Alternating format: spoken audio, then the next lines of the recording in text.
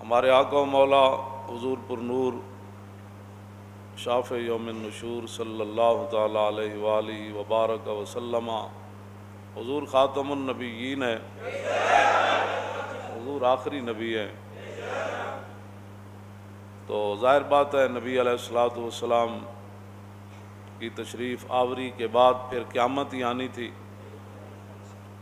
تو پھر حضور نے اپنے بعد جن لوگوں کو اپنا دین کا وارث بنایا تو سب سے پہلے خلفائے راشدین ہیں، جن کو حضور نے لین میں لگا کر جنت دی،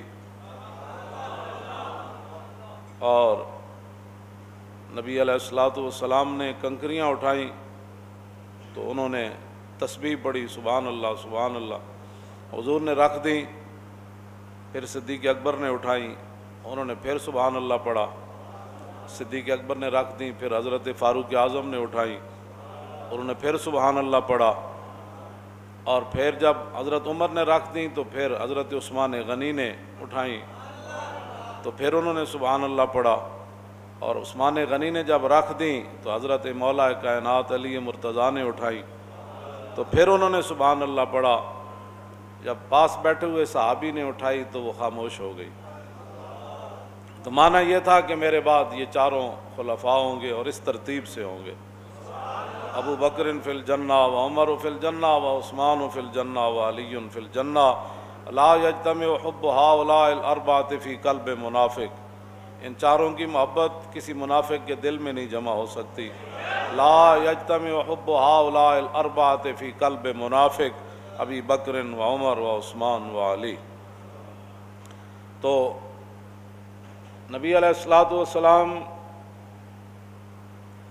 احد پہاڑ پر چڑھے، ومعہ ابو بکر و عمر و عثمان، آپ کی غلامی میں صدیق اکبر بھی تھے، حضرت عمر بھی تھے اور عثمان غنی بھی تھے، تو فرجف بہم، احد پہاڑ ایسے جھومنے لگا۔ اگر کسی انسان کو سمجھ نہ آئے صحابہ کی شان تو احد پہاڑ تو جانتا تھا کہ یہ آج کون آئے، تو ان سے ہماری بات ہی نہیں ہے۔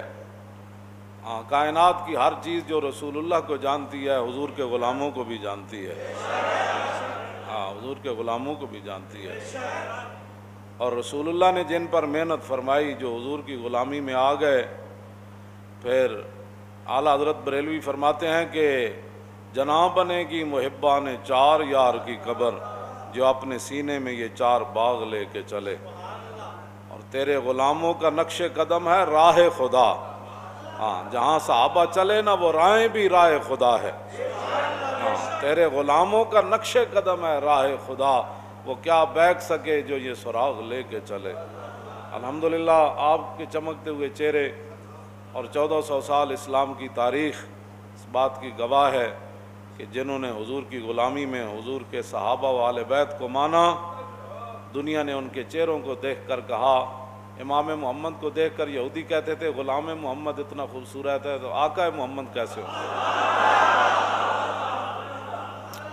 اسلام میں حجت الاسلام بھی ہوئے امام غزالی جیسے لوگ، اور حضرت شاہ محمد رمضان مہمی جیسے لوگ صدیوں کے بعد شاہ عبدالعزیز کے دور میں۔ تو حجت الاسلام کا معنی یہ ہوتا ہے کہ جس کو دیکھ کر لوگ لا الہ الا اللہ محمد الرسول اللہ پڑھیں۔ تو ساری حجت الاسلام بھی انہی لوگوں میں ہوئے کہ جنہوں نے صحابہ کو بھی مانا اور اہل بیت کو بھی مانا۔ حضرت شاہ محمد رمضان مہمی 40 کوہ سے جمعہ پڑھنے جاتے تھے شاہ عبدالعزیز محدث دہلوی کے پیچھے جامع مسجد دہلی کے اندر، جامع مسجد دہلی کے اندر 72 سال میں انہوں نے کون سی مسجد بنائی کہ آنے والے کوئی بادشاہ اس میں جمعے پڑھائیں، جتھے رسول اللہ نے عثمان غنی دی طرفوں بیعت کی تھی نا حدیبیہ دے مقام وچ، حضور نے دوویں روایتاں پہ حضور نے ہاتھ فرمایا، یا ہے ترجیح یہ کہ بھئی اے ہاتھ حضور نے فرمایا۔